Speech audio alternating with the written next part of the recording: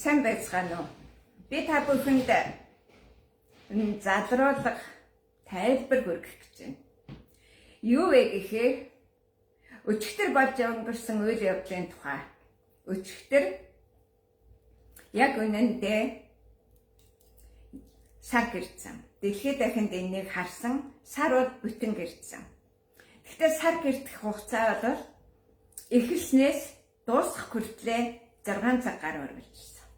Тэгэхээр хүмүүс бол дөнгөж сарн дээр түнэр харах үе эхлэхийг л сар гэртэж байна гэж ойлгоод байгаа юм. Тийм биш. Сар гэртэж эхлэхэд ерөнхийдөө сарны гадаргуу дээр дэлхийн сүүдэр орж ирсэн. Дэлхийн сүүдэр орж ирж байгаа тэр цаг мөчөөс эхлээд энэ бол сар гэртэж эхэлж байгаа процесс. Тэгэхээр сар гэртэх явцад юу болсон бэ гэдэг асуудал их сонирхолтой. Тэр сар бол ямар цагт гэртэж вэ гэхээр тухайн газар зүйн байрлал сар гэртсэн тэр цагийг олж тогтоох ёстой. Тэгэхээр энэ сар бол ерөнхийдөө 14-ний сар гэртэж байгаа. 14-ний нар гэртэж байгаа. 15-ны сар 14-ний нарны өдөр гэртэж байгаа. Үүгээрээ зовлонтой, зүдэргэнтэй, ариун эхийн эрен үеийг дуусгаж байгаа. Тэр нь ямар цаг үе байсан бэ гэхээр нөгөө ариун их, ариун күүгээ төрүүлээд ариун күү нь цовдлогдоод өгчдөг. Өнөөдөр дэлхийд дахинд күн төрөлхтний түүхэнд нэгэн том үйл явдал болдог. Тэр бол ариун эхийн их ба ариун эхийн күүд хандах хандлага. Нэг нь болохоор Византийн буюу ариун эхт нь хандах хандлага. Нөгөө нь болохоор цовдлогдож, зов зүдэрч өгсөн күүд нь хандах хандлага. Энэ хоёр бол хоёр өөр. Яагаад хоёр өөр юм бэ гэхээр нэг нь болохоор амьд хүн, эхэн. Тэр бол халдашгүй ариун хэвээрээ үлдэж чадсан. Нөгөө нь болохоор түүний хүү аль хэдийнэ нүгэлт хүмүүсийн өмнөөс нүглийг нь нүрээд зовж тарчлаад тэр загалмаа гэдэг тэр модон дээр хоёр гар, хоёр көлийнхөө дөрвөн мөчийн цусыг гоожуулж тэр цус гооцсоор байгаад эцэстээ зүрх цавхлгаа байгаад бүх бие цусан хангамж нь дуусаад тэгээд өгдөг. Гэхдээ энэ үйл явдал нь өөрөө яг л татарт 13 удаа ялагдсан тэр үйл явдалтай адилхан. Энэ үйл явдлаас нэг их хол байсан юм шиг дарнад монголчууд төсөөлхийн хэрэггүй. Яагаад гэхээр нөгөө Амбгаан Хабул хааны түүх чинь яг Иесус Христийн түүхээр дууссан. Энийг бодит байдлаар ойлгох хэрэгтэй. Өөрөөр хэлбэл ариун эхийн күү өөрийнхөө охиныг нөхөрт гарах гэж яваад татаруудад олцлогдаад тэгээд манжуудад гөргөгдээд манжийн хул халтан хааных нь тэрнийг цовдлоод алчсан. Гэхдээ тэр үеийн цовдлогоо нь бол өөр байсан. Нохоо цовдлогоо гэж. Өөрөөр хэлбэл энэ Скандинави орнуудад илүү алдарсан тийм тарилангийн талбайн захаар байдаг. Өөрөөр хэлбэл биеийг нь модон моринд тохоод цовдлцдаг. Түргээр харуулаад тохоод цовдлцдаг. Күүрийг нь ноход иддэг. Энэ Иесус Христийн цовдлогоо бол күүрийг нь шоу иддэг. Хамгийн түрүү нь баг амьсгал хураагүйгаагүй байхад нүдийг нь ухаж идчихдэг гэж байгаа юм. Толгойг нь тоншиж идэг гэж байгаа юм. Энэ загалмаа дээр цовдлсон цовдлогоо бол эртний ромчуудын хувьд хэдэн зуун мянгаараа болж исэн үйлдэл. Энэ ганц анх удаа Иесус Христ цовдлогдоод байсан юм биш. Мөн энэ явдал бол аль хэдийнэ олонтоо давтагдсан үйл явдал. Тэгэхээр би та нарт өнөөдөр юу гэж хэлэх гэж байна вэ гэхээр энэ явдлын гадуур байсан юм шиг ханддаг хүмүүс бол буруу. Энэ явдлын гадуур байдаг юм шиг ханддаг дорнод монголчуудын явдал бол буруу. Тийм ч учраас та нар өнөөдөр тангад номд орсон, тангад бурхан шүтсэн, тангадын хаан хатны сүнс шүтээд байгаа юм. Тэгэхээр ерөнхийдөө бол нэг юмыг ойлгох хэрэгтэй л дээ. Энэ хиний дүрд хиний сүнснээс аврал хайгаад байна уу? Ямар гэж бурханд хандаад байна уу гэдэг асуудал байгаа юм. Тэгэхээр эхлэл нь буруу учраас төгсгөл нь буруудаад байгаа нь бар сарын шинийн нэгэнд 2 хүүтэй өмнө зүгийн альбин шулам өмөрд рүү зүтгэж зорж ирэхдээ нэг хүүгээ алаад аманда зоочихсан. Нөгөө хүүгээ богцондоо хийчихсэн. Тэгээд луус унсан ирж аваа. Луус. Ижил луусаад бол ерөнхийдөө нөгөө мордны нутаг, мордны төвхөв соёл дуусаад мөн түнчлэн адууны үгсэн цагаан адууны ширийн орон дууссаны дараах үед тохиодог газар зүйн байр. Тэгэхээр тооцгоё. Яаж тоолох вэ гэхээр ийм байдаг. Жишээ нь азрах, гүү, унах, дааг, адууны шир. Тэгэхээр зөвчрод азрагны үйл хэргийг үргэлжлүүлсэн. Цагаатаа бол гүүний үйл хэргийг үргэлжлүүлсэн. Өгөөдөө хаан бол унганы үйл хэргийг үргэлжлүүлсэн. Тэгжээж одоо энэ эцэг барин сүнсний 3 үйл хэрэг 3 үйл явдал дээр азрахгүй унганы үйл явдал дээр болж даахны үйл явдлыг Тэмүжин Чингис хааны охин гүйцэтгэж үгсэн цагаан адууны ширийн газар зүйн байдлыг захирсан хүн бол Тулуу. 6 дахь нь бол дуус унсан, илжиг унсан тийм газар зүйн байдлыг үйл явдал. Тэгэхээр ширийн орн бол Монгол орнд байдаг. Өөрөөр хэлбэл хантай шир. Хантай шир гэж та нар яриад байгаа. Тэр хантай шир гэд зөв ялгаа салгаад үлээд уншчих юм бол та нарт ойлгомжтой болно. Хангүй ширийн орн байна. Энэ бол Оросын холбооны улсын Хакасын бүгдний харамт улсын нутагт байгаа Шира орн. Тэгэхээр энэ Монгол бичгийн Кирилл үсгэнд буулгахдаа Монгол бичгийг эртний грекийн бичигт ойртуулж буулгасан нь шир гэвэл эрүг, шира гэвэл эмүг. Үгсэн гүний газар шира, үгсэн адууны газар шир. Тэгэхээр хантай шир гэж байна. Мөн тай шир гэж байна. Тай гэдэг үгийг та нар нэг ойлгохгүй байгаад байгаа. Тайчууд, тай гэдэг чинь өөрөө бас тэр нэг Овг Отог аймгийн түүхийг өгүүлдэг. Тайчуудын дараа Гуйлан улсын түүхийг эхэлдэг. Тэгэхээр нөгөө тайчууд давталсан хамгийн эхний Исүкэбаатар үгөө болонгууд орж ирж байгаа хамгийн эхний дайсан бол тайчууд. Тайчуудын дараа Солонгосууд буюу 3 хааны түүх. 3 хааны түүхийг бол Жамуух гүйцэтгсэн.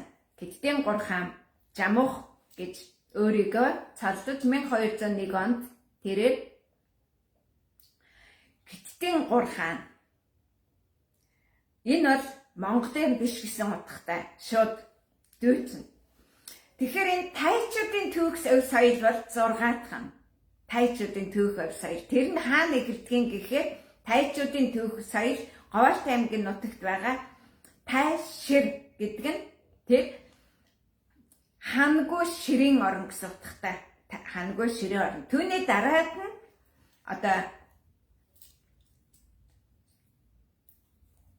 Гуйлангийн нутаг. Гуйлан буюу Гуйлан гэдгээ чинь Солонгосын нутаг гэж хэлээд байгаа нь өнөөдрийн өмнөд Солонгос шүү. Өмнөд Солонгос. За тэгэхээр энд асуудал юу вэ гэхээр яг түүх соёлын хувьд ариун эхийн зовсон, шаналсан, гүүгээ алуулсан тэр бүрт хатан тулуг өгөөсний дараах шиг аль эсвэл Иесус Христийн ээж шиг тийм цаг үеийн дуусгар болсон. Тэр үеийн яг тэр цаг үедээ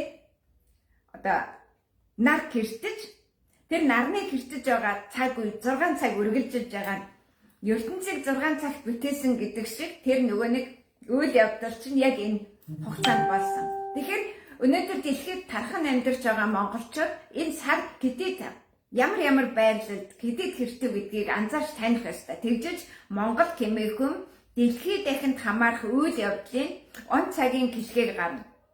Энэ сарны гэртэлд бол дэлхийд дахинд үргэлжилсэн 6 цагийн турш болсон сарны гэртэл. Хэртэж эхлэн гэдэг нь дөнгөж нарны гэрлийн сүйдэлт сарны гадаргуу дээр дэлхийн сүйдрээр тусаж эхэлж байгаа тэр процессын төгсгөл хүртэл үргэлжилсэн.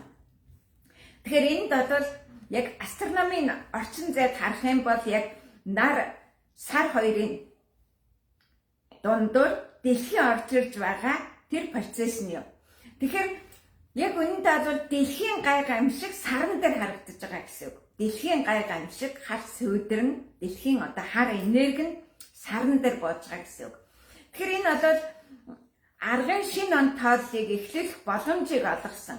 Аргын шинэ онтооллыг. Тэгэхээр нөгөө 13 тоон утгаар 13 алтан бурхтын алтан ордын 13 тоон утга амжилттай дуусаад 14-т нь аргын шинэ тоол нь амжилттай эхэлсэн гэсэн үг. Үүгээр ариун эхийн зовлон гамшиг уйтгар гуниг дууслаа гэсэн үг.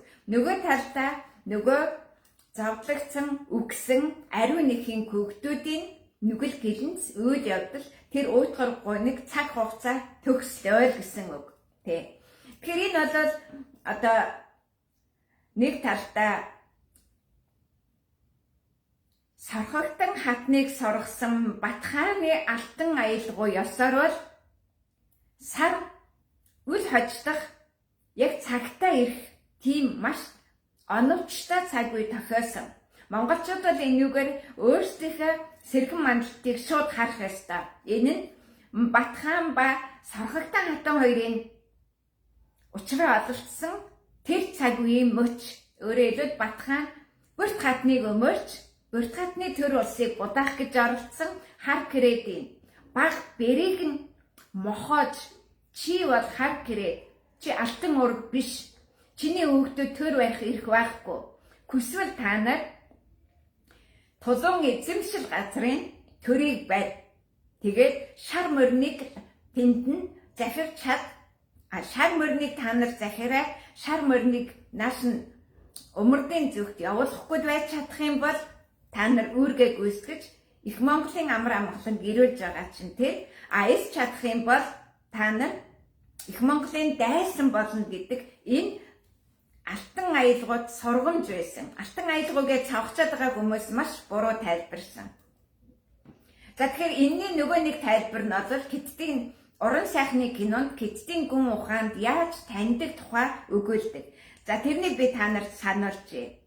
Хан үндэсний тухай нэг төөхөнд алтан сүх бариад тэр нь магмын чулууны хүчтэй. Тэгээд хан үндэстэн Хятадын хан үндэстэн хэрхэн үйлсэн тухай мэдээлэл явах гэж байгаа. Гэтэл багтаа морь унсан Кулигбаатрууд хар оруу орохыг хоригддаг тийм хааны орд нь хааны үйл хэргийг хамгаалагчд байсан. Яг тэр үед Хятадд алтан ордын охин хаанчилж түүний үйл хэргийг Кулигбаатрууд хамгаалж байгаа. Нэг талдаа бол Күнүүчүүд Хятадын хан үндэстэн татвар бариад ороод сөхөрчөөгүй Хятадын хан үндэстний төрийг хамгаалж байсан тийм цаг үе байсныг харуулдаг байгаа юм. Та нар энийг ойлгохгүй байна. Тэгэхээр дараагийн нэг асуудал бол загалмааны тухай. Энэ загалмаа гэдэг бол тулуу өөрөө хийжсэн. Тулуу яаж хийжсэн гэхээр тул загсыг тулмаж байлаа гэж. Тул загсыг тулмлна гэдэг бол тул загсны эрен үеийг хавар хаврын наран тэнцлэр давуулж гарахгүйгээр загсны эрмийг дуусгахын тулд тул загсыг могоо загс болгож байсан. Өөрөөр хэлбэл тул загсны сэврэг кэрчиж байна гэсэн үг. Тэгэхээр та нар одоо санаж байгаа Скандинав орнуудад одоо яг өдөөс жоохон оройч яж аална. Баахан ийм одоо далайн амьтдын сэрвэгийн кэрчээд хэдэн мянгаар нь кэрчээд далайгийн цусан давтуулаад тэгээд тэр одоо сэрвэгийн кэрчсэн тэр одоо алсан амьтныгаа чирч гаргаж эзэж болгодог ийм цус махан ичнээ одоо түүхэв соёлыг эхлүүлдэг. Тэгэхээр би та нарт нэг юм хэлчихье. Энэ бол тэнхилгийн шугам. Энэ тэнхилгийн шугам бол хаврын наран тэнцлээс намрын наран тэнцэл хүртэл мөнгөт нарны орон байна. Намрын наран тэнцлээс хаврын наран тэнцэл хүртэл хаалттай тэнгэрийн орон байна. Хаалттай тэнгэрийн орон. Өөрөөр хэлбэл тулуу түүний дундгүй хувлаа 9 сарын 23-нд хаалттай тэнгэрийн дор төрсөн. Тэгээд энэ тэнхилгийн шугамын доотлыг захирах гэж оролдоод чадаагүй. Тэгэхээр одоо дэлхийд дахинд юу болох гэж байна вэ гэхээр та нар бахархлаа нулимаад байгаа байхгүй юу? Бахархлаа нулимаад байгаа. Мэдхгүйгээс алаад. Эхийг нь шүтээд тэрний күн хэлмэгдээд өхөөд күр болоод дахин амьдаад энтер гээд байгаа. Энэ домогч нь болохоор яг үнэндээ монголчуудын ариун нэг хэмээх алтан ургийн нэхингүй мөхдгөө сөндгөө ахин дахин амьддаг гэдгийг батлаад байгаа. Гэхдээ та нар одоо олон хүн шууд одоо зөөж эхэлж магадгүй. Ариун нэхийг бүрт хатантаа зөөрлөө, тулууг одоо Иесустэй зөөрлөө гэж. Яг үнэн хэрэгтээ Монголын түүхэнд энэ л болсон. Яг энэ болсон. Энэ 2 удаа болсон. Нэг нь татар 13 удаа ялагдахад та нарын бахархаад байгаа нөгөө Хабуул хаан Амхаагийн төвөгч нь очиж цавдлагдаж өгч дуусаж юм болсон. Дараад нь тулуу Сархагтай хатны захиалгаар харын бөөнөр адисалсан гэдэг тэр ус нь адисалсан гэж байгаа тэр ус нь шар ус уулгаад алчсан. Тулууг алчсан процесс, тулуу өгсөн шалтгаан. Гэхдээ Монголын нууц тавчаан тулууг өгсөн гэдэггүй юм. Өгсөн гэдэггүй. Тулууг согтуу гэдэг. Согтуу гэдэг. Тулууг алуу, өхөө, көөр болов, оршуулуу гэдэг юм тэнд шууд байхгүй. Өөрөөр хэлбэл тэгээд намайг согтуугаас гарах хүртэл миний одоо энэ шар ус ууж тулуу нь одоо эзэмшил газар шар ус ууж байгааг зогсоох хүртэл би одоо өгчөд мэт байх болно гэсэн ийм мэдээллийг үлдээсэн. Тэгэхээр яагаад одоо энэ асуудлыг ярьж байна уу гэхээр ариун нэг гэдэг чинь хин юм гэдэг нь та нар өнөөдөр ойрдын алтан бурхтыг өрнөдийн сонгодог хүн ухааны тэр гормой зөвхөн нэг хуруу хөдлөх төдийдэл дүрээ хойргосон тэр цагаан дэх, ногоон дэх, аль эсвэл одоо 21 дэх бүтээгдсэн тэр чинь ариун нэг юм. Тэр чинь ариун нэг юм. Гэхдээ хэн нэгэн хүн Стамбул хотод очсон бол 40 зүгт нарны гэрлийг нэгэн дээвэр дороос түгээх эсвэл 40 зүгийн нарны гэрлийг нэгэн дээвэр дор хураах процессд тэр өгсөн хүү эсвэл өгөх гэж байгаа хүүгээ тэрврээд бууж ирж байгаа ариун их ордоггүй юм. Тэд түүний дараагийн 3 дахь одоо бөмбөгөр дээр өмнө зүгт 3 дахь бөмбөгөр дээр ариун хүүгээ амьдаар нь тэрврээд тэнгэрээс бууж байгаа дүр бууж ирдэг. Түүнээс биш тэнд көөр байхгүй. Тэр бол дөчтгэн. Тэнд юу дүрсэлсэн бэ?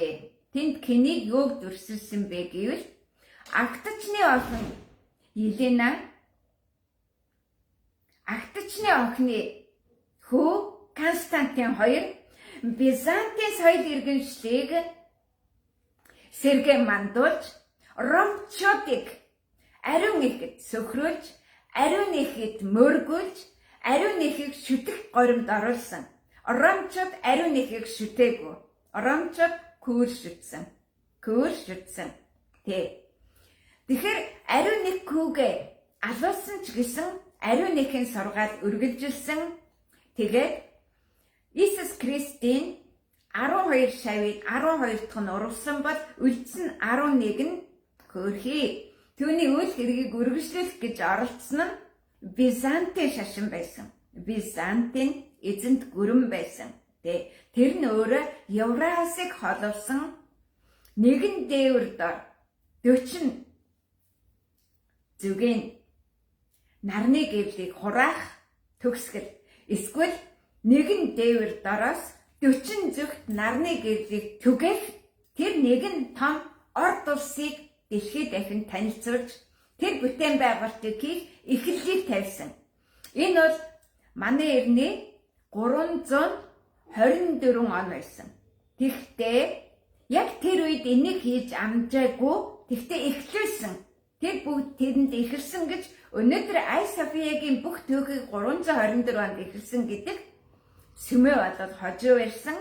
Сүмээ оронд юу байсан бэ гэвэл маш өндөр багны орой дээр морь унсан агтчны охин Елена ээжигээ дөрсөлсөн. Тэгээд ээжигээ Август гэж нэрлсэн. Август гэдэг нь юу гэсэн үг юм бэ гэхээр 8 дугаар сар Алтанбергина Аратны хаан Арсланг захирдаг Алтанбергина, Довыг захирдаг Алтанбергина гэсэн утгатай. За энэ Алтанбергина гэдэг түүхөв соёл бол дэлхийд дахин 40,000 жилийн өмнө үүссэн. Тэр нь бол Арслан толгойтой эмэгтэй хүн тэгээд зүүн буглаг дээрээ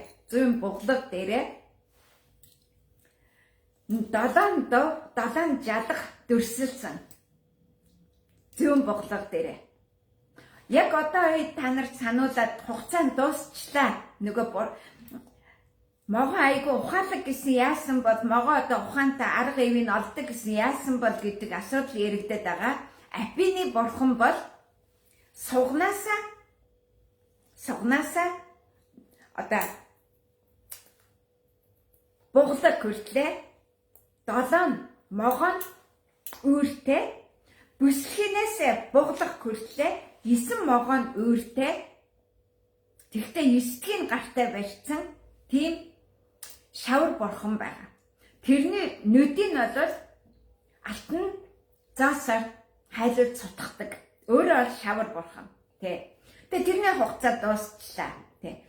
Тэрийг бол Агуулга Сандар хаан энэ үйл хэргийг гүйцэтгсэн.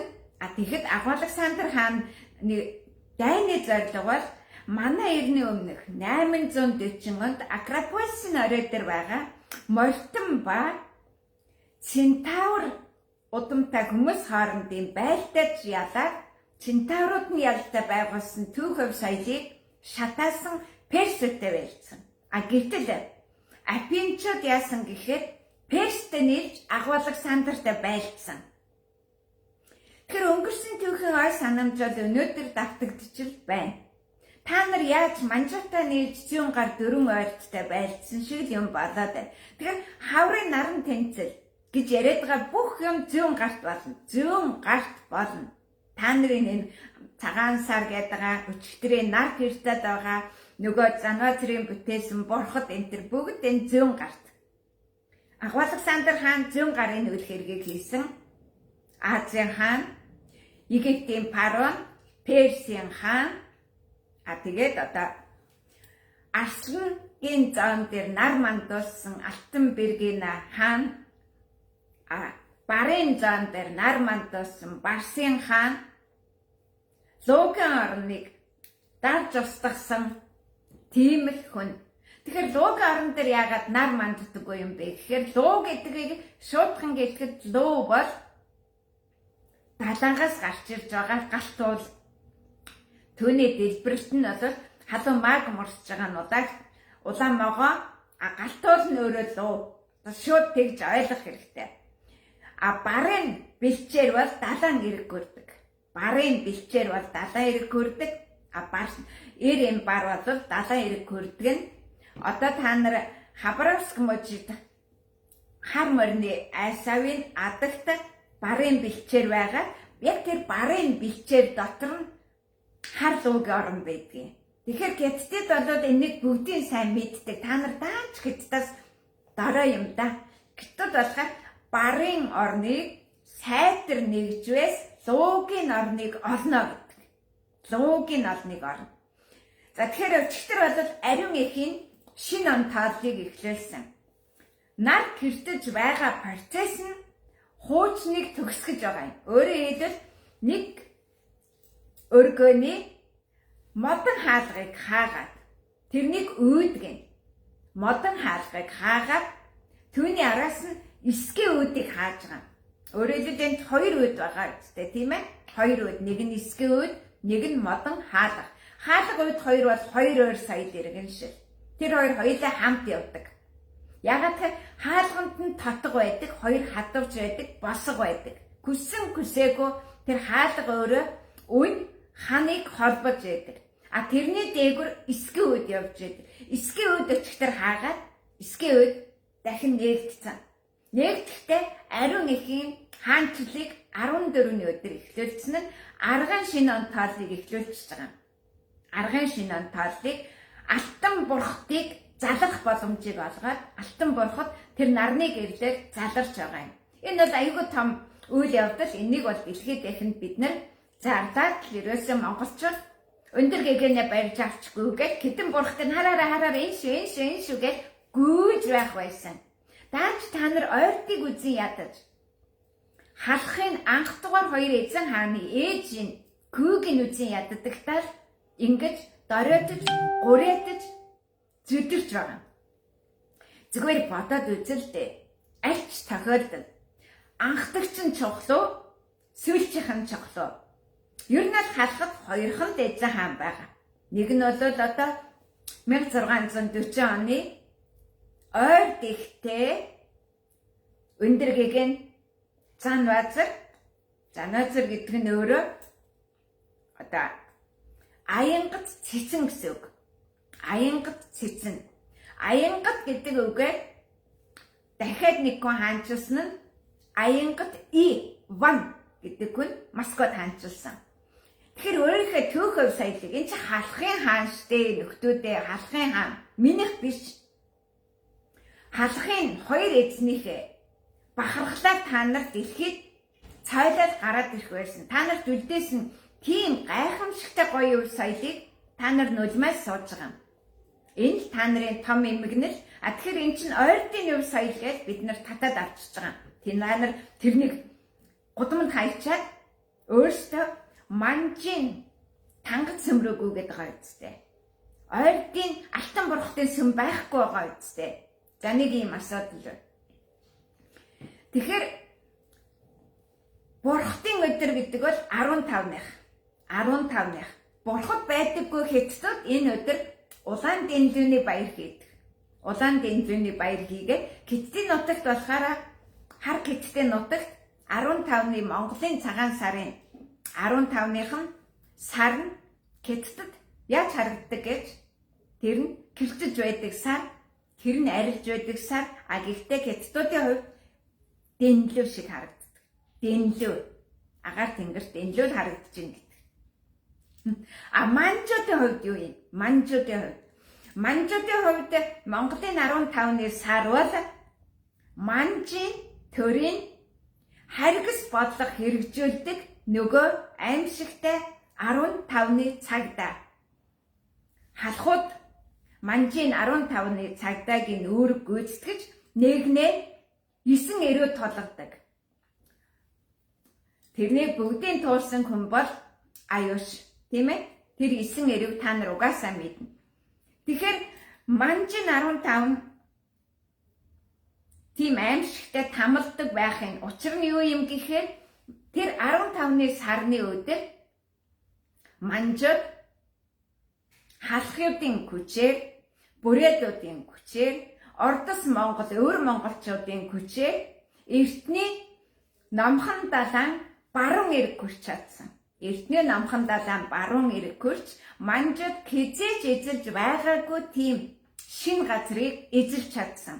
Түүнийг Манжин хаан халахын нэг заяан дор 2 түмэн бээр газар гэж байгаа. 1000 бээр аялсан гэдэг бол 2 бээр газар. 2 түмэн бээр газар гэж өөрснөө хэлсэн. Тэр 2 түмэн газар гэж хэлсэн. Тэр газрын хэмжээ бээр гэдэг ойлголтод ер нь 2000 газар 2000 жил гэсэн утгатай. Тэ яг энэ бүчээс нь өөрөө сэлб бэлх голын бэлчэрт байгаа Дамбадарчаа хийдийн хашаан дотор чулуун дээр сэлэд үлдээчихсэн байгаа. Монголд анх орж ирэхдээ халахын нутагт анх орж ирэхдээ Манжин хаан халахын нутагт орж ирээд чулуунд нь илтээ ирэлдэг, хүчээ авдаг гэж бичсэн цагаан чулуун дээр сэлсэн хадны бичгэн Дорнод аймгийн нутагт байгаа. Монголын нутагт орж ирж манж хүчээ авдаг. Монголын нутагт орж ирж халах Монголын нутагт орж ирээгүй бол чаддаггүй. Тэр нь ямар нутаг юм бэ гэхээр тугалын орн.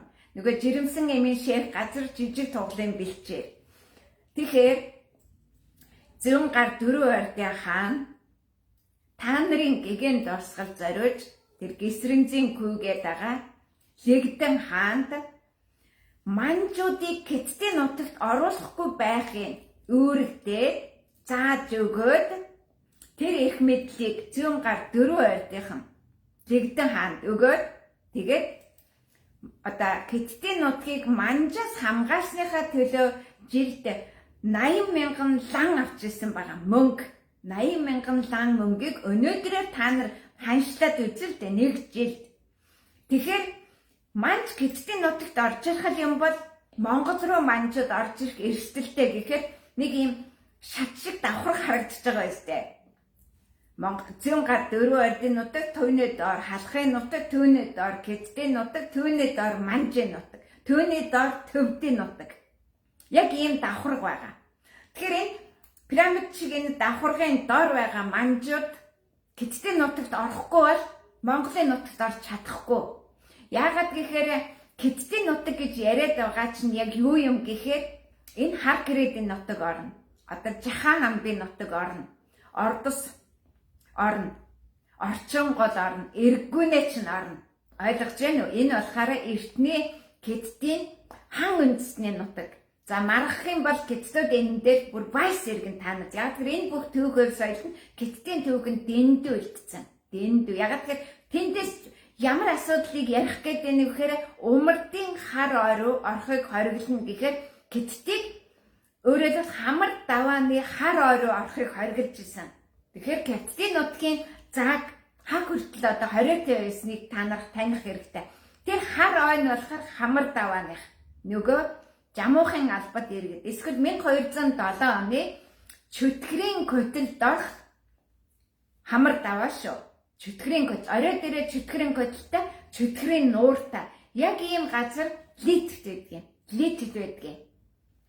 Одоо Литв чинь яг жинхэнэ Оросын эсрэг Украины маш том түнш. Энэ Литвд захирах нь Литвийн бант ус гэж Алтан ордынхны захирчсан маш том улс орны түүх байгаа. Бүх түүхөө нулимсныхаа төлөө та нар гисгэл зэвл хүртэж байгаа юм. Тэгэхээр энэ өнгөрсөн түүхийг хаан хэн хэрхэн өмчилж байгаа. Тэрнээс яаж эргүүлээд нөгөө хий чинь буцаагаад авах вэ гэдэг асуудал гарч ирж байгаа. Хэдийгээр Хятадууд хан үндэстний түүхийг одоо орчин морин хүртэл, эргүүнээ хүртэл зөртгүүлэх гэж оролддог боловч тэрнийг Хятадд өгөхгүй байх шалтгаан нь зөвхөн Күнүүчэд буюу Мортон Багтаа Күлэгбаатарууд Хятадуудыг өөрсдийг нь Хятадуудыг минийгээд байгаа тэр булаалдаад байгаа тэр газар руу орохыг хориглодог. Маш аимшигтэй юм одоо бага зэвсэгтэй Мортой гинжтэй дагж одоо гинжтэй давхиж ирэл тэгээд тэр гинжинд ороогаал алаад талаад одоо ерөөсөө тэр Хятадуудыг хоошоо гаргадаггүй Күлэгбаатарууд бол одоо Монгол эмэгтэй Хятадд хаанчилж байх үед бүх зэргийн жанжт нь Күлэгбаатарууд нь байсан. Яг энэ түүхийг бодвол Оросд үүсгэсэн нь Сербийн бүх зэргийн жанжны охин эцтэй Москвад хаанчилсан Елена Глинская шүү дээ. Тэрний ээж нь Елена Глинскаягийн ээжийнх нь аав нь Серб улсын хаан байж тэрний бүх зэргийн жанжны охин штэ. Тэгэхээр энэ нарийн түүхийнхээ ололт амжилтыг мэдэхгүйгээр нулимад байхаар та нар ингээд нов шалчиж байгаа. Энэ түүх нь өөрөө Сербийн түүхэнд баталгаажсан, Оросын түүхэнд баталгаажсан. Тэнд бол баримт нь байхад тэр баримтыг босгож ирэхэд тэд нэр үгүйсгэж чадахгүй. Яагаад гэхээр Оросын бан Василий ээж нь грек. Грек ихэнхүү улсын Москвагийн бан гинтж үл захирагдан хатнаас сонгоцсон. Тэр хатан хэний юу юм бэ гэж хайхаар ээж нь Серб улсын бүх зэргийн жанжны охины охин. Эцгийнхэн тал нь ээжийнх нь эцгийн тал нь Мамай. Хөгшин сараад хаанчилж исэн Алтан ордын хаан Мамай Кремийн хойгийн эзэн байсан. Энийг та нар одоо тэгээд нулимаа сууж байгаа ш. Энэ түүхийг Сербч арчиж чадахгүй, Оросч арчиж чадахгүй түүхэнд үлдсэн баримт.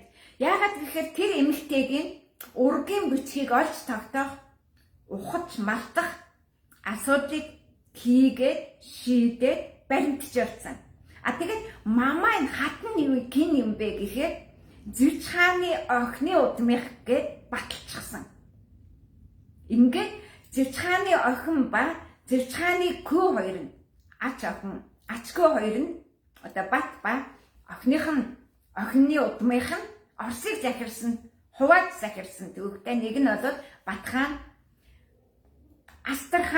Астра цэцгийн хамт улсын хот хүртэл, нөгөөх нь Болог морины цаанаас Бек хааны хаанчлалаар эхлээд Мамай хаанчлалаар Кремийн хойгт өргөлжлээд тэгээд Москвад өргөлжилсэн хаанчлал. Түүний дараагийнх нь Петр Первийн хаанчлал. Петр Первийн ээж нь Монгол. Петр Первийн эцэг нь 75 хүүхнийг орж ирэхэд тоохог. 76 дахь нь орж ирэхэд санал дээрээс өндийжсэн гэж. Нөгөө ноёдууд нь бүр залхсан. Тэрэнд нөгөө нэг таалагдах хатан болох хүүхнийг олж ирэх гэж. Тэгээд 76 дахь. Энэ бол дөрөвдүгээр гэсэн үг. 25-25-аар 75. За ингээд дэлхийд дахинд Монгол алтан ургийн охин ариун их аль эсвэл алтан бурхтын хаанчлалыг өчигдөр баталгаажуулж байгаа. Нэг асуудал байна. Тэргэл улаан гэдэг нь киндэж үл хамаарна. Энийг гэтэд өмчилж чаддаггүй. Грек өмчилж чаддаггүй. Халхууд өмчлөх гэж оролдож барахгүй. Орос болоод дэлхийн ямар ч түүхээр соёл өмчлөгддөггүй. Ганцхан Чингис хаанд өмчлөгдөг нь тэргэл улаан өдөр нарныхан бөөмэд, сарныхан бөөмэд хэдэнтэй Монголын уус тавчаанд дурдгдсан Тэмүжин Чингис хааны өмчийн өдөр. Энэ 16 дахь. Нарны 16 дахь, сарны 16 дахь Тэмүжин Чингис хаанд хамаарна. Тэгэхээр энийг Монголын уус тавчаанаас кинч баллуурда гаргаа хийж чадахгүй. Энэ ямар ч ламд хамаа байхгүй, ямар ч шашинд хамаа байхгүй, ямар ч борхон хамаа байхгүй. Тэгэхээр энэ өдрийг ингэж өмчлөн гэдэг бол гайхалтай. Энэ бол тэнгэрт байгаа нар сарыг тохиолын өмчлөж байгаа юм. Энэ бол Монголын гайхамш. Монголын гайхамшгийг батлах тулсан түүний дагахгүй байхын аргагүй. Тэрэнд захирагдахгүй байхын аргагүй тийм түүхээр соёл гарч ирдэг. Тэрнийг заавал Монголд хайхгүй. Энийг бол хүндрэлтний өнгөрсөн түүхээс хайна. Яагаад гэхээр түүнийг гадаад улс орныг захирах бодлогондоо хэрэгжүүлээд хаана яаж хэрэгжүүлснээ тэнд үлдээсэн. Тэгэхээр айгүй олон хүн ярьдаг л да. Их монголчууд юу үлдээсэн, юу ч үлдээгээгүй гэж. Тэмүжин Чингис хаан 1210 оны цагаан морин жилийн адаг төгсгөлд нь 1210 оны цагаан морин жилийн төгсгөлд нь 1220 онд Хараа хором хотыг үлдээсэн. За тэр хараа хором хотын ямар гайхамшигтай байсныг дэлхий мэднэ. Хэрвээ тэрнийг яг эх орон минь гэж хайрлж хамгаалж тэрний төлөө та нар өнөөдөр хүртэл тэмцсэн бол тэр өнөөдөр бас агараа байж байх байсан. Тэрнийг хятадуудад нуран болгочоод бидэнд юу ч илдээгээгүй гэдэг гаа чинь гүтгэлэг болж байгаа. Тэгвэл Батасарай хот байна. Батасарай хотыг нураасан шалтгаан бол Төмөр хаан очиж нураасан. Нураахдаа Батасарай хотыг зүгээр нуранг болгаагүй. Нураагаад 3 тоосох тусмын нэг нь бүтэн гарч ирсэн гэж байна. Тэр 3 тоосох тутмын нэгээр нь Астрахань хотын Кремлийг барьсан. Та нар Астрахань хотод очиж харах хэрэгтэй. Шууд тэд нэр өөрсдөө энэнийг ярьж эхэлнэ. Ойлгож байна уу? Энэ бол Батасарай хотын тоосгоор барьсан юм аа. Гэ? Зарим газар нь тэр яг 13 дугаар зууны тэр 1224 оны ойлгож байна ямар он яваад байгаа. 1224 онд цодгож шатаж ирсэн тэр тоосгуудыг бүр ингээ өөрчилж зарим газар нь илт харагдуулаад энэ бол Батасарайгийн тоосго гэж зааж байгаа ш. Би тийшээ явъя. Тийшээ явж автобусаар явъя, онгоцоор явъя. Тэнд очиж Алтан ордынхаа түүгээр соёлыг таны өмчтий одоо бид нар зориулаад энэ бол Батасарай хотын туур 100,000 км квадрат талбай. Оросын засгийн газар хамгаалж ийн гэж бичсэн. Орос хамгаалж байгаа болохоос ш миний өмчлөх гэхгүй байгаа. Би тэрнийг очиж өмчлөхийн тулд Батын төрийн бодлого хэрэгжүүлдэг, Бат хааны үйл хэргийг ярьдаг, тэрнийг үргэлжлүүлдэг хүндэд Оросын холбооноос өгнө. Хувлын удмынхан дөвөхгүй. Ягаад гэхээр Бат хааны үр хоочс Оросын бангуудын хүчээр хүлээгээтэй хувлаатай байлдчихсан. Энэ дайныг тэд мэднэ. Тэгэхээр өнгөрсөн түүх гэдэг бол бусдтай хийсэн түүх. Бусдын түүх соёлд хүлээн зөвшөөрөгдсөн их сурвалжууд дээр ярих юм бол илүү үнэтэй бол. Өөрсдийнхээ дотоодын тарих угаалтай яриад байвал бүгд чамайг шоолоод тэнийг мангарч л гайхна. Яг гэр тийм юу ийсэн? Санахгүй юм байна, мэдэхгүй юм байна. Москвад тэгсэн, Астрахань ингэсэн, Петерт ингэсэн гэл эхлэх юм бол тэд нар харин ширвэдэж айж энэ бүгдийг Алтан ордынхан хийсэн юм а, бүтээсэн юм а, үлдээсэн юм а гэдгийг хүлээн зөвшөөрч эхэлнэ. Тэгэхээр түүх соёлд эзэн болно гэдэг бол ийм гайхалтай. За тэгээд цааш нь би их монголчууд хүн төрөлхтөнд юу үлдээсэн юм бэ? Та нар хар хором хотыг л устгаж балгас болгосон бол их монголчуудын бүтээсэн Кök сүм дүнкээжл байна. Голстан дүнкээжл байна. Божнуурт дүнкээжл байна. Асар их тэднэрийн бүтээсэн түүх соёл босоогоороо зогсож байна. Босоогоороо гэж хэлнэ. Нэг гараараа алж л байдаг, нөгөө гараараа бүтээж л байдаг. Бүтээн байгуулалт зүүн гадаар дайсантай баруун гараараа байлдаж ирсэн. Баруун гарт илд бариад байлдаж ирсэн. Зүүн гараар тасх тавиад өөрөө замасгдаж ирсэн. Ийм гайхамшигтай бүтээн байгуулалтыг дэлхийд дахинд хийж байж 1210 оноос эхлээд хүн төрөлхтний түүхэнд балгасан хотын шин сэргэн мандалтыг эхлүүлсэн. Өөрөөр хэлбэл 1210 оноос эхлээд Тэмүжин Чингис хаан түүний үр хоочс шавар тагдсныхныг захирч мөн өөрсдийн шатаасан тоосхны суурин соёл иргэншлээ эхлүүлсэн. Энэ бол суурин соёл иргэншлийн шинэ түүх соёлын эхлэл хар хорин байлаа, үргэлжлэн Батасарай байлаа. Тэгээд үргэлжлэн өнөөдөр Москва, Большая Ордынская, Малая Ордынская гэсэн хоёр том өргөн чөлөөгөөр дүүрэн Бат хааны Алтан ордын улсын ноёдын ордонгууд одоо таазан нураагүй бэлнээрээ байж байна. Энэ бол тэд нэр Алтан ордынхан Москвад амьдраад Большая ордынхан их цагийн их хүрднээс татвар авдаг, Малая ордынхан цагийн бага хүрднээс татвар авдаг. Хоёр өөр цаг үеийн татварыг тэнд хураагаад Москвад амьдраа сууж исэн баримт нь байна. Яг ийм баримтыг соёл иргэншлийн нэр нь өөрчлөгдчихээр Монголынх биш гэж ойлгоод байгаа. Тийм биш. Энэ бол 300 жилийн түүхтэй тэр Алтан Бергенагийн түүх хувь соёлыг л түгээж явсан. Тэгэхээр энэ нь нарны бурхтай сүм байна.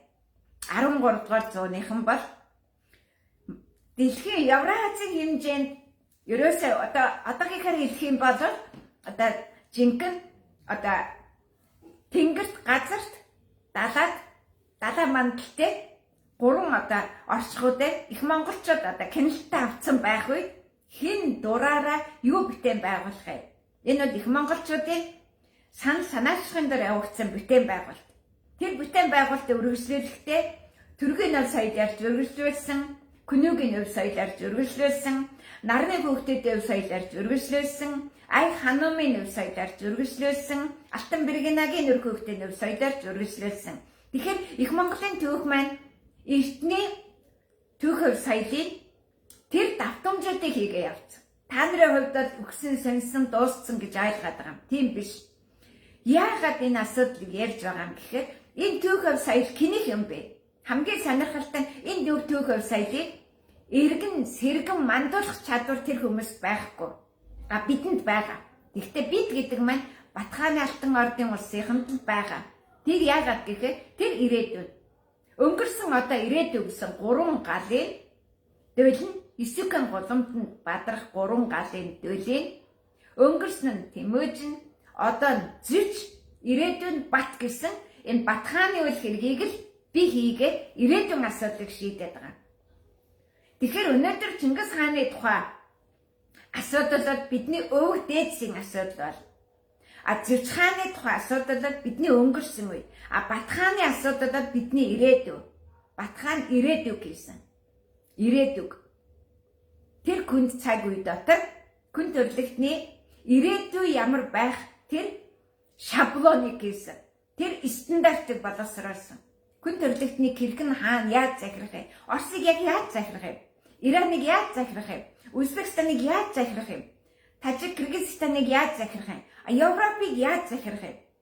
Гэдэг энэ Батхааны аян дайны энэ зам бол хамгийн чухал бидний ирээдүй байсан. Энийг би бодит болгоод буцаагаад өмчлөд авчиж байгаа юм. Өмчилж аавна гэдэг нь цаг хугацааны эргэлтээр түүний ахин, дахин, эргэн, сэргэн мандахыг хийж байгаа гэсэн үг. Тэгэхгүй бол энэ улсад зүгээр сүнэн мөхөн. Тэр мөхлийг нь зогсоож байгаа гэсэн үг. Тэр ус үндэстэнгүүдэд алтан түүхээ эхлүүлэх, өөрийнхөө алтан үеэ эхлүүлэх, ахин сэргэн мандах боломжийг л Батхааны Алтан ордын улс өнгөрсөн түүхэнд олгосон, одоо дахин олох тэр агуу том холбоос хийсэн. Евразийг холбоод захирсан хүн зөвхөн Батхан өөр хинч биш. Түүнтэй Зүч хаан булаалт хийх байхгүй, Тэмүжин Чингис хаан булаалт хийх байхгүйгээр Батханд энийг өгөөд чи ирээдүй. Чи бидний үйл хэргийг ирээдүйд хэрхэн яаж эхлэх тэр зам мөрийг гаргана, тэр уул мөрийг үлдээд. Энийг л 1222 оны хар морин жил Тэмүжин Чингис хаан 61 наснда дараагийн 60-аа эхлүүлэхдээ Батханд өгчихсэн. Тэгэхээр Исүкэ баатрын удамд гэдэг нь ердөө тэр 9 тод 3 зөвхт 3 ордод наран мандах тэр орон зайд. 10 дахь нь бол дайсны нутаг байна гэсэн энэ үйл хэрэг дотор энэ бүгд агуулгадаж байгаа. Тэгэхээр хамгийн чухал асуудал дэлхийд бүлээн зөвшөөрөгдөх. Та нар бүгдээрээ мэднэ. Яаж бүгд найрамдах Монгол ард улс 1924 оны анх дугаар үндсэн хуулиа батлаад тэгээд одоо 1961 он хүртэл бүлээн зөвшөөрөх чадахгүй байсан. Тэрнийг бүлээн зөвшөөрүүлэхэд хамгийн чухал үүргийг яагаад Сталин хийсэн бэ гэдгээс Бэрхэ хааны мөнх төмөр хааны үр хойцсын үйл хэргийг үргэлжлүүлэн гүйцэтгсэн хүн бол таалан болж үйл хэрэгээрээ баталдаг. Тэ одоо бол Оросууд энэ талаар шоконд л байгаа. Тэ ягаад гэхээр энэ одоо детальны баримт бүгд шаардна. Та нарт шаардна, Оросд шаардна, Америк нэгдсэн Оросд шаардна, Англи, Иранд шаардна, мэдээж Герман шаардна. Тэгэхээр одоо би энэ баталгааг л хийж явна. Энэ баталгааг. Тэгэхээр дэлхийд захирах нэг том технологи байна. Нэг том технологи байна. Тэгэхээр Батхааны өөрийнх нь улс нь болохоор Алтан ордын улс гэж нэрлээд явцсан боловч тэр хүн Алтан көхийн орд улсыг захирсан. Алтан көхийн орд улсыг захирсан. Гэхдээ Алтан ордын улс гэж нэрлэгдсэн. Тэрний учир шалтгаанаас бүх юм гараад ирнэ. Монголын ялангуяа Алтан ордын түүх ав соёлтой хэн ч маргаж чаддаггүй. Газар дээр нь өөрийнх нь баримт байдгийг. Тэрнийг өнөөдөр ЮНЕСКО хамгаалдаг. Тэрнийг өнөөдөр бүх улс үндэстэн хүн төрөлхтний түүх ав соёл гэж хамгаалдаг. Энэ хамгаалалт зөвхөн Батхаанаар дуусахгүй. Дуваа үгийн үе түүх ав соёлоор хамгаалагддаг. За тэгэхээр өнөөдөр Грекийн нутг руу хинч ирдэггүй тийм газар оронд би ганцаар Грект өөрсдийнхөө дээд өв соёлын түүхийг баталгаажуулж, баримтжуулж энэ асуудлыг шийдэх гэж явна. Гэхдээ энэ үйл хэрэг 1990 онд, 1978 онд, 2004 онд, 2009 онд, 2011 онд, 2012 онд, 2014 онд гээд асар олон үйл явдлаар үргэлжилсээр байгаа. Тэгээд 2022 онд анх удаа Грекийн соёлын яам шинжлэх ухааны академид албан ёсоор хандаж одоо хоёр дахь хандлтаа хийж байгаа энэ процесс. Яагаад гэхээр энэ өөр Грекүүд өөрсдийнхээ гар үйлслийг мэддэггүй юм. Грекүүд өөрсдийнхээ гар үйлслийг Анатолиг ах гэж үздэг. Анатолиг ах. Зевс тэнд байсан, за тэгэл лалалала гэх эднэрийн нэг тийм одоо түүх соёлоор үздэг. Александр хаан бол Зевст үл хамаардаг. Ээж нь үл хамаардаг. Тэ. Тэдний түүх соёл бол Янсен мөрнөд ирсэн түүх соёл нь ерөнхийдөө Грекүүдийн түүх Екатерина хотод одоо идэвхтэй эхэлдэг. Екатерина хотод Грекүүдийн түүх бодтоор одоо Грекүүд Екатеринад амьдардаг. Тэгээд Кремийн хоолд амьдардаг, Москвад амьдардаг, Сочид амьдардаг гэд энэ нэг талдаа суурьд чинь үлдэж амьдарсан асар их Грекүүд Оросын нутагт байдаг юм. Оросын нутагт байдгийн. Тэд нар бол тэрнийг өөрийн их орн л гэж үзсэн. Би Грек хүн гэх. Би Грек хүн. Гэхдээ энэ орн Грек гэж ярина. Оросын нутаг дотор Грек гэж ярина. Маш гоё. Тэ. Тэгэхээр та нар яагаад Александр хааны нутгийг ээж нь Алтанбергийн Монголын хамгийн эртний түүх соёлыг тээж байсан Монгол хүн гэж тэрний амьдарч байсан газар Монголын тэр даах, бор даах бол Монголын эвэр цагаан даах. Ателаг тэр Монгол газар гэж хэлж итгэж чадахгүй байгаа юм бэ гэхээр та нарын сэтгэхгүй ч өрөхгүй байгаа. Та нарын хувьд бол Манжин хаан Нурхаачийн сэтгэлтэй. Манжин хаан Инка Монголынгийн сэтгэлтэй. Учираас бусдын газар нутгийг эзлэн төрөм гэдэг тийм харийн дайсныг дагчхаад тэрнийгээ сэтгэхэд байгаа. Тэд нар болохоор Дуваа өвгийн нүүдлийн 3 газар хамгаалсан. Дуваа өвгийн нүүдлийн 3 газар. Төмөр хаяах гэж Анкар орсон бэ. Угата хаяах гэж Анатоли орсон бэ. Энд чинь бүгд өөрсдөө Дуваа өвгийн нүүдлийн газрыг хамгаалсан. Би дахин та нарт хэлье. Загалмаатны аян дайных нь бүр сүмийн одоо үнэт зүйлийг одоо тон дээрэмдчихсэн гэж байна шүү дээ. Загалмаатны аян дайн гэдэг. Тэгэхэд монголчууд ирж явна гэхэд Парис, Лондон гэх мэт Европын том Милано, Флоренц бүгдээрээ одоо монголчууд ирээд тонож дээрэмдэн гэж айж байсан гэж байна. Тэгэхэд Бат хаан цэрэгтэйгээ ирээд эвэрт цагаан даах, бор даагны нутгийг одоо дайснуудаас нь цэвэрлж өгөөд тэгээд тэнд байдаг уугуул амьдарч тэр газрыг хамгаалж байсан. Тэр хүмүүст нь одоо эрх мэдлийн өгөөд за та нар одоо энийгээ цааш нь хамгаалаад ингээд цааш нь хөгжөөрэй гэчээ тэгээ буцаа явцсан. Тэгдээ гэж тэднэрээс ямар ч татвар аваагүй. Тэглээ гэж тэр газрын сүмкид баячуудыг тонон дээрэмдээгөө. Бараг ирсэн хоолныхоо үлдэгдлийг идээд буцсан. Батхан ямар ч тонон дээрэмдэх ажиллагаа хийгээгүйгээд Евразийг холовсон тэр даагны бэлчээр өнчин даагыг хэрхэн унаг ирж хамгаалахыг л баталгаажуулсан. Энэ бол бидний өнгөрсөн түүхийн хамгийн том баталгаа. Бид өнөөдөр тэр адууны бэлчээр, өнчин даагны бэлчээр нутгийг л хамгаалах үүрэгтэй гэдгээ танилцуулахаас биш, бид тэр намгийнхныг, тэр жалганыхныг тон дээрэмд нь, татвард нь аварна гэдэг асуудал энд яригдахгүй. Тэр бол тэдний өөрсдийн санаачлах ажиллагаа. Харин адууны бэлчээрээс хоньны бэлчээрт л банк цэнгэг усны түгээлт болно.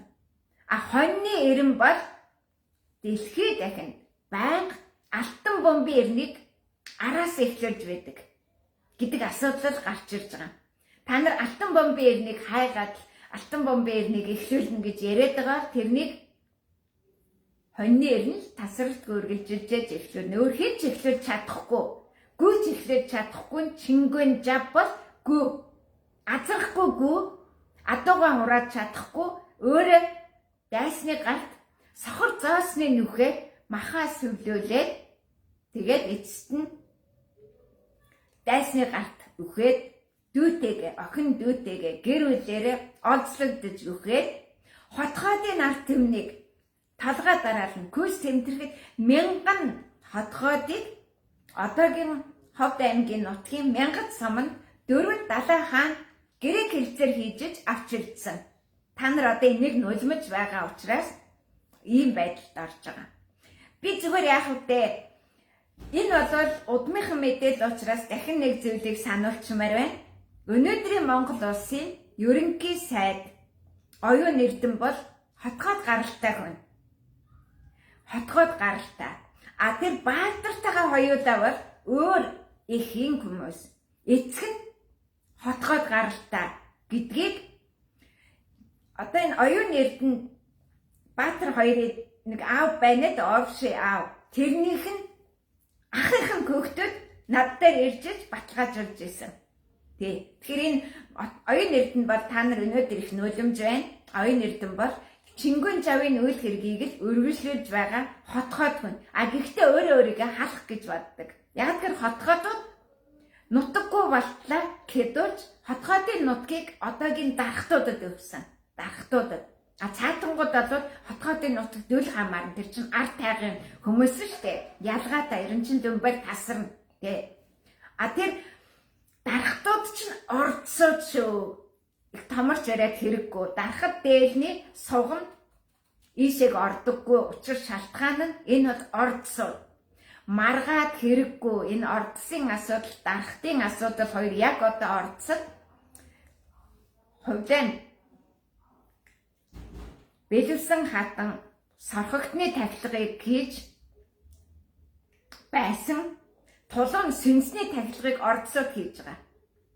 Одоо хүртэл хийж байгаа. Тэрнийг Чингис хааны тахилга маглаг гэж шогтож байгаа. Энэ шог бол Хятадын нутаг дууссан. Яагаад гэхээр тэнд нэг оймс ч юм уу юу ч юм Чингис хааных энэ төр гэхээр Мао Цзэдун нөгөөхийг барьжгүйгээ тэгэнгүүтээ шууд хөө юу наадах чинь баг би аваачиж амтны тариг угаасан. Биш ухааны юм яриад тэгээ цаг он хугацаа хийц мэдсийн хувьд тэр чинь Монголын хүч Хятадын болж таараа тэгээд одоо Мао Цзэдун тэрнийг хайчаа зогтчихсэн энэ төр гээд энэ гадаадд байгаа түүхийн их сурвалжуудыг нулимж болдоггүй. Ягаад гэхээр тэд нар өөрийнхөө түүхийг баталгаажуулсан. Тэр их сурвалжийг харин зөвөр ашиглах хэрэгтэй. Тэрнийг л түлхээд эхлүүл чи худалдаж авчин. Тэр ус үндэстэн чамайг хүлээн зөвшөөрөхгүй. Дэлхийд хүлээн зөвшөөрөгдөн гэдэг бол маш сонирхолтой. Тэднийг захирч исэн баримтаар гаргаад ирэхэд намсж ирдэг. Нам доош ордог. Тий. Одоо л бид нар ч ингээд талгаа дээгүүр хараагаад байгаа шүү дээ, тийм ээ? Энэ Орос одоо мандгалгэн, Гитцэд мандгалгэн, Гитцэд өнөөдөр ямар байдалтай сөөрл цаагаараа явж байгаа гэдэгт мэднэ. Өөрөөр хэлбэл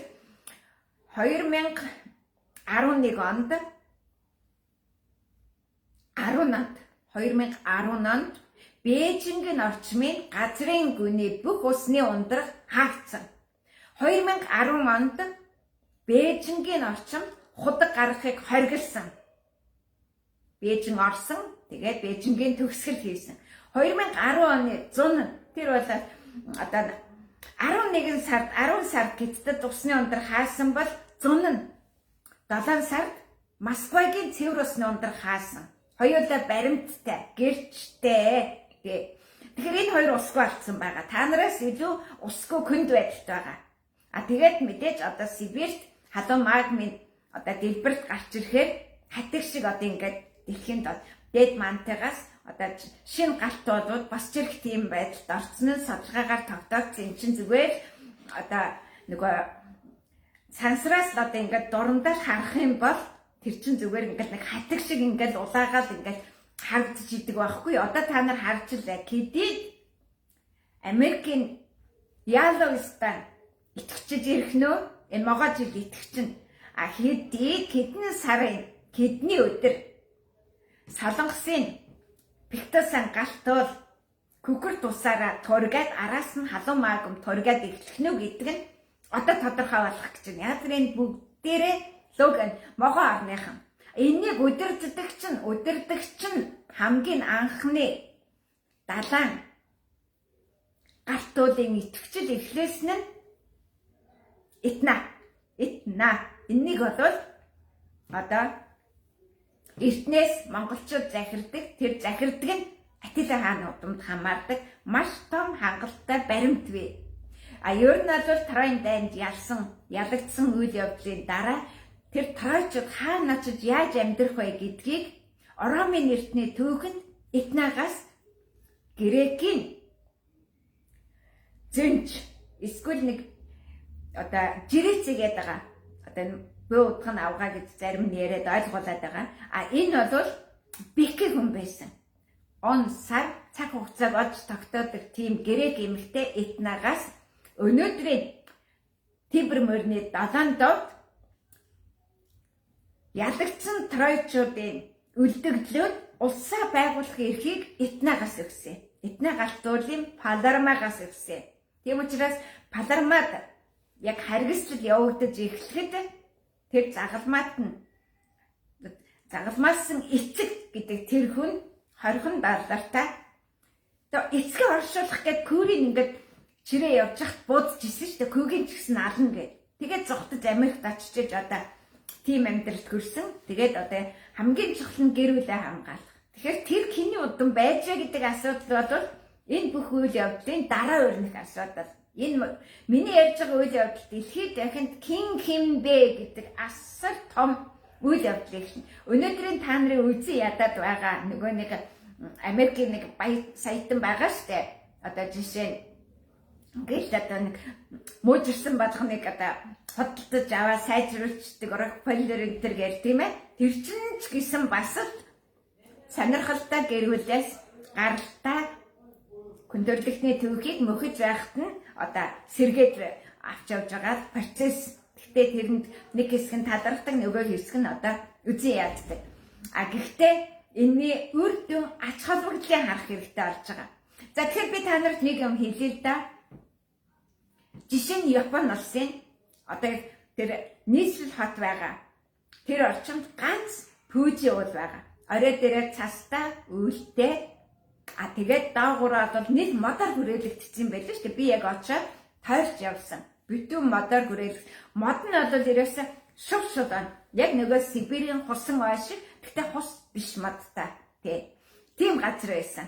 Тэгэхээр тэр бол ойн галт бол байхгүй. Ойн галт бол. Тэгэхдээ тэр нөгөө миний яриад байгаа 64 цагаан одоо оройд галт болондоор нь ууландор нь галтаа галгүй болно 64. 64 нь хар оргил байгаа. 64 цагаан оргил байгаа. маш сонирхолтой. Одоо ингээд дэлхийг бүхэлдэн захирах технологи гарч ирж байгаа юм. Яагаад гэвэл 8864 гэдэг энэ тоогоор 8 гэдэг юм чинь 8 болгон тустай өөрийн 8 тойрогт үүсгээ явж байгаа ийм процесс гарч ирдэг юм. За энэ бол ерөөсөө дэлхийг бүтээсэн тэр бүтээгч бурхны түүх гарч ирнэ. Дэлхийг сөнөөгч бурхны түүх гарч ирнэ. Хятад бол угаасаа хүлээн зөвшөөрсөн. Бид бол сүүлийн бурхны бүтээгдэхүүн. Тэр сүүлийн бурхан биднийг сөнөөдөг. Тэр сүүлийн бурхан биднийг бүтээсэн. Тэр сүүлийн бурхан бидэнд 10,000 жил 10-таа сөнөж байх, 10-таа мөхөж байхыг төлөвлөсөн гэж Хятадд хүлээн зөвшөөрдөг. Хятадд юугээ хэлчихвэл Хятад өөрийнхөө төгсгөлийг таних вэ гэдэг нь маш чухал. Өөрийнх нь төгсгөл ирсэн сөнөх юм байна гэдгээ ойлгочвол намайг хэн аврах вэ гэдэг асуудал гарч ирэхэд өнгөрсөн түүхэн чинь ингэж аварсан шүү гэдэг асуудлыг эргүүлээд тавьчихж байгаа юм. Энэ л бидний алтан ордынхны түүх хөв соёлын гайхамшигтай юм.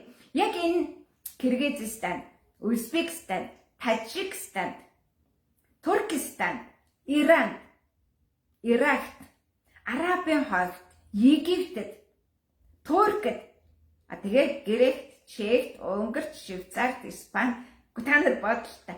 Тэгээд Скандинав хойг бол тусдаа хургийг арслан болтол хүлээх. Хуц талгаатай арслан төрхийг хүлээх. Тэрнийг зүгээр культиваторууд нь хүлээгээд дайнд ордоггүй. Тэр цаг ирэхээс нааш дайтдаггүй байж. Тэр цаг ирэнгүүт илдээ аваад басдаг. Чулуун авдар дотор авдарных нь тагны дотор тал хургийг алтан арслан болтол хүлээх гэж бичсэн байхад тэр хургийг хурган хуц болчихсон. Хуц талгаатай арслан Египтэд көшөөгө басгацсан байгаа. Энэ бол Монголын хоньны орд хэрхэн дэлхий дахиныг тойрон эргэлдэж тасралтгүй үргэлжилж байсныг баталгаа. Тэрнийг ямар учиртай юм гэвэл египетчүүд юу ч мэдэхгүй. Скандинав орныхонтой нийлээд тайлбарлаж болно. Ягаад гэхээр Скандинав орныхон та нар шиг дуртай цагт бас байлдаж, дуртай цагт бас тэмцэж, шоронд орж, зүдэрч бадарч байдаггүй. Байлдах, сэргэн мандах цагаа хүлээдэг. Скандинав орнуудын культиваторуудын сэргэн мандах цаг үе нь хизээ юм гэхээр хургийг арслан болтол хүлээх. Өөрөөр хэлбэл арслангийн ордод хоньны эрнийг эхлэхийг хүлээх. Хоньны эр нь арслангийн ордод эхлэхэд Скандинав орнууд нь илт бариад нэг элдний нэг үзээрээр нарыг хамгаална, нөгөө үзээрээр өөрсдийгөө хамгаална гэж тулаанд ордог. Та нар бол хизээ кемтэй нэрж ямар тулаанд орхоо мэддэггүй. Гэхдээ би нэг юм сануулж. Би өөрсдийнхээ гарал үүслийг мэддэггүй тухай баримт дурдсан болохоос биш, миний энэ үйл хэрэгт болоод би өнөөдрийн ерөнхий сайд оюун эрдэнэтэй ямар ч холбоогүй. Харин ч миний үйл хэргийг оюун эрдэнэ эсэргүүцдэг. Дэмждэггүй. Зүгээр энэ бол баримт. Яагаад би энийг яаран хэлж байгаа юм гэхээр тэр хоёр көгшин унчих юм бол энийг баримтыг бас баталгаажуулах хэцүү. Яагаад тэгэхээр тэр хоёр көгшин өөрсдөө энийгээ баг мэдчихсэн. Одоо тийм процесс явагдсан. Тэрний залуу хөрхийн амтнд явж тэр ахынх нь нэг хөл байсан байна л та. Тэгээд тэр нь явж салгах центрт ажил хийж байгаад ирээ. Тэгээд өөрийнхөө учрыг олох гээд баахан яваад явсаар байгаа. Тэгээд ирээд тэгээд тэр хүмүүс тэр ямар ч бас ах нь ахтай хоёрын нэг нь хотгоод олчиж байгаа. Тэгэхээр нөгөөх нь хотгоод биш болно гэж байх юм боломжгүй олчиж байна л да. Тэгтээ хоёр ээжийн хүүхдүүд хоёр болчин нэг аавтар гэсэн ээж нь өөр байвал хоёр болчнаа л гэдэг юмыг л би сануулж байгаа. Түүнээс ч одоо надыг нэг миний ард оюун эрдэнэ байгаа юм шиг инээ тэрэ юм ярьж өрөөд хэрэг оюун эрдэнэ бодвол миний үйл хэргийг туйлын ихээр эсэргүүцдэг, үйл зөвшөөрдөг хүн гэдгийг дурдах хэрэгтэй. Ийм байдлаар кинеч удам ким болохыг тогтоосон процесс сая 800 хүн дээр явагдсан. Сая 800 хүн гэдэг бол маш их тоо. Монголын нийт хүн амын сая 800 дээр. Энэ яаж тогтоодг юм бэ гэхээр Жишээ нь хэн нэгэн хүний аавыг харахаар аавыг ах дүүсээр нь харчихж байгаа. Аавынх нь өөрийнх нь ээж нь харахаар ээж нь ах дүүсээр нь харчихж байгаа. Эхнэрийнх нь аавын ах дүүсээр нь тэгээд ээж нь ах дүүсээр нь харчихдаг. Тэгэхээр манай дөрвдийн нутагт бид нэр тэгээ хотонг тэгж соргосон нь дөрвөн аав ээж гэж нэгэн гэр бүлд хамаардаг. Өөрөөр хэлбэл чи аавынхаа аав, аавынхаа ээж, ээжийнхээ аав, ээжийнхээ ээжийг хайрлан хүндэлж байж энэ дөрвөн удмаас чи бүтээгдсэн. Чиний ээжийн аав гэж маш чухал үүрэгтэй. Чиний ээжийн ээж маш чухал үүрэгтэй. Чиний аавын аав маш чухал үүрэгтэй. Аавын чи ээж маш чухал үүрэгтэй. Тэгэхээр юу болж байгааг гэхээр хүн дөрвөн удмаас бүрддэг. Дөрвөн удмаас. Тэгж байж хүний үйл явдал амьдрал хувь тавилан цааш үргэлжилдэг. Өөрөөр хэлбэл тулан удамд Чингис хаан бүрт гэж аавынхын талын аав ээж байсан. Тийм ээ? Аав ээжийн дээд удам байсан.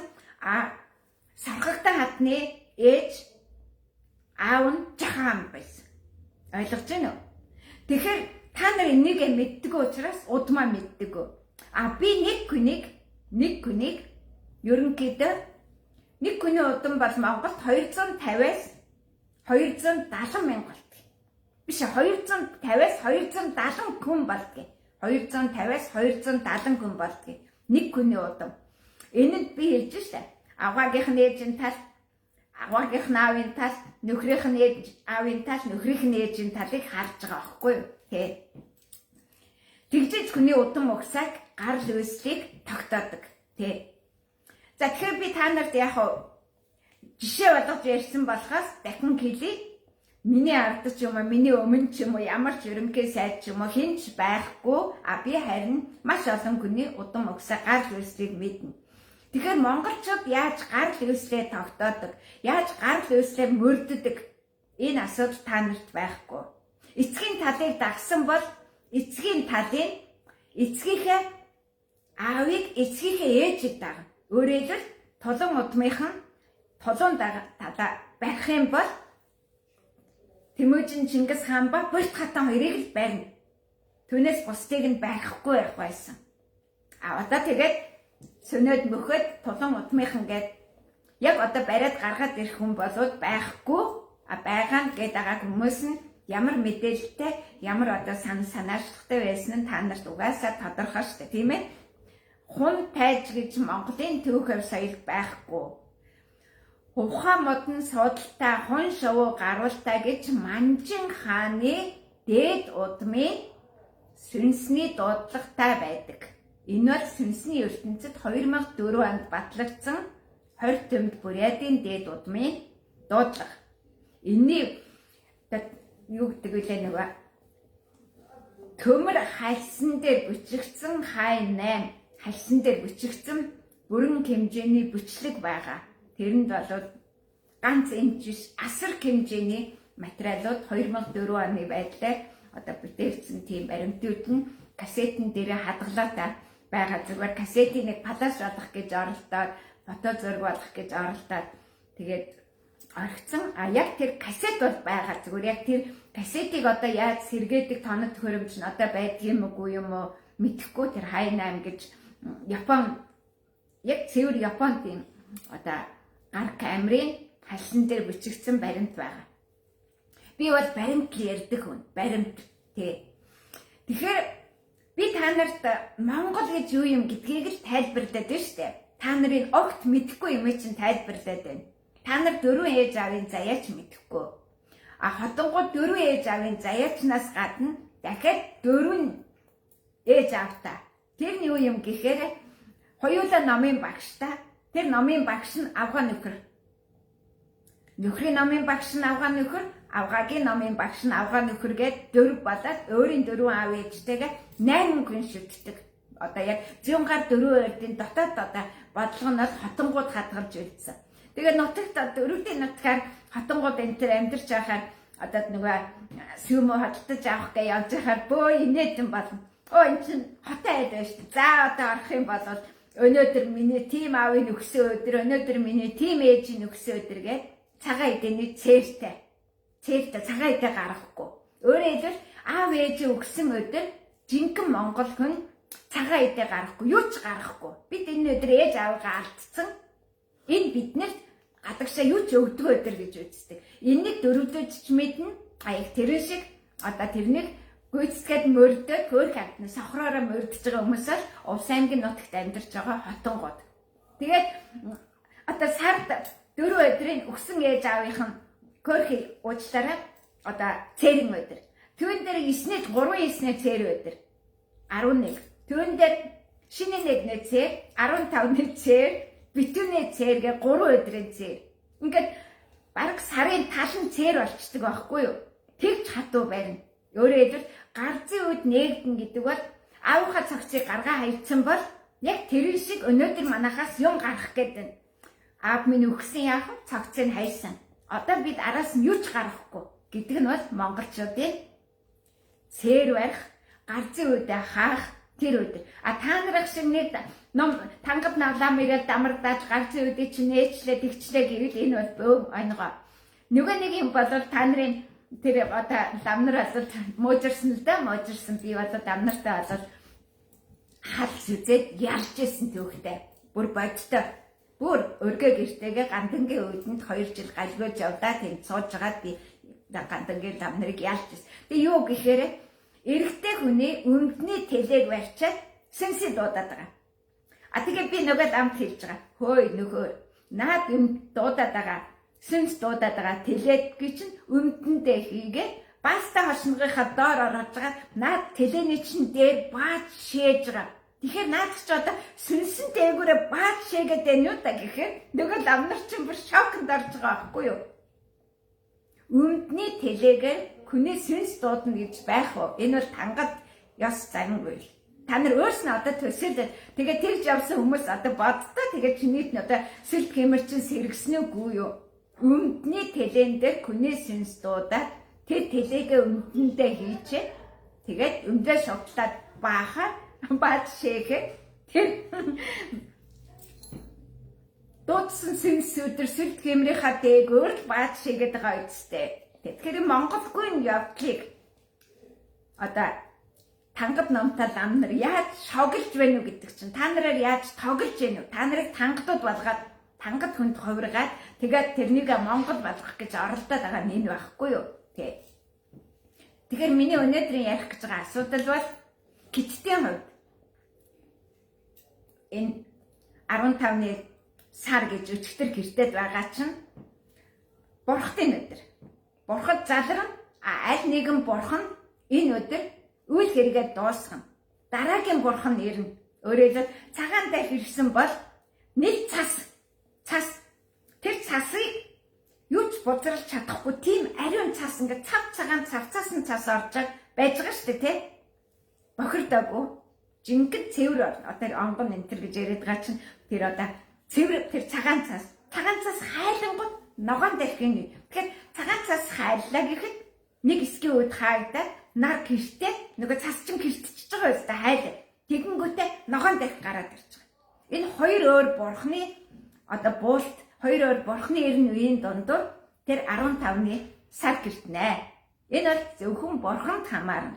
Түүнээс биш энэ та нарын яриад байгаа тэнгэрт эсвэл та нарын яриад байгаа тэр тангадын шашин ч юм уу бөө мөө тэр ер нь тэр ямар ч хаан төрд ёс дэлхийд дахинд 16-ныхыг өмчилж чаддаггүй. Яг тэр энийг аль эртнээс алтан бэргэнэ өмчлөөд тэрнийг өмчлөх гэсэн болгоныг нь баг толгойг нь тайлж 13-ыг чавчиж амийг нь үдэж байсан гэж байгаа шүү дээ.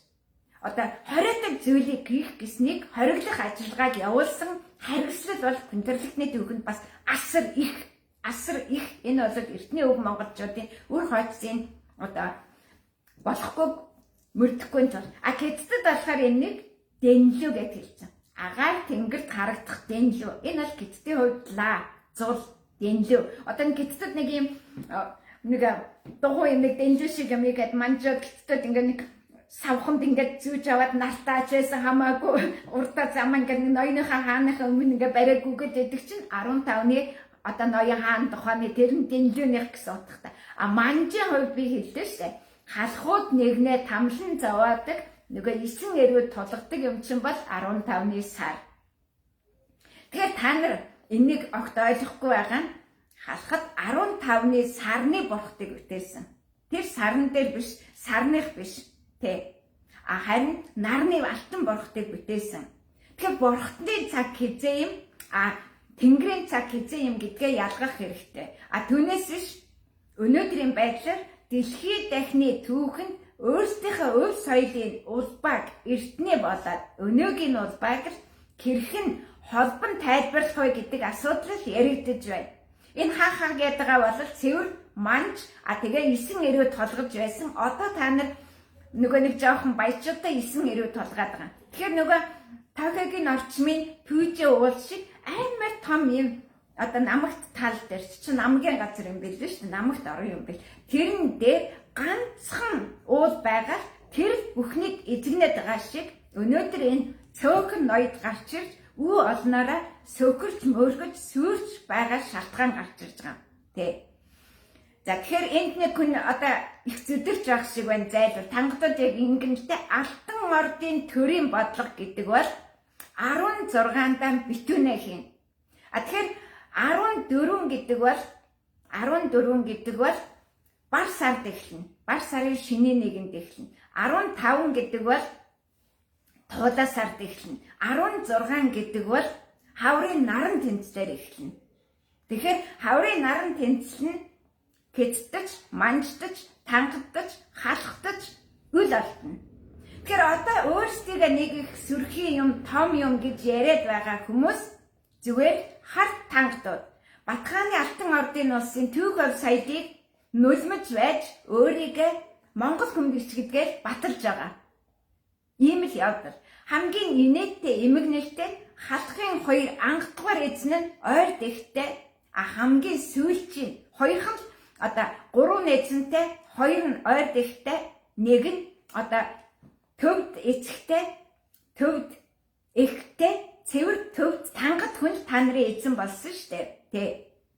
За ийм явдал болж байгаа учраас та нар өнөөдрийн цаг үе мэдхгүйгээр тэр ариун их буюу их болсон 6 зүйлийн 6 дахь захирч эхлэхийн шинжлэл алтан бурхтын шин эрен үеийг эхлүүлж байгаа.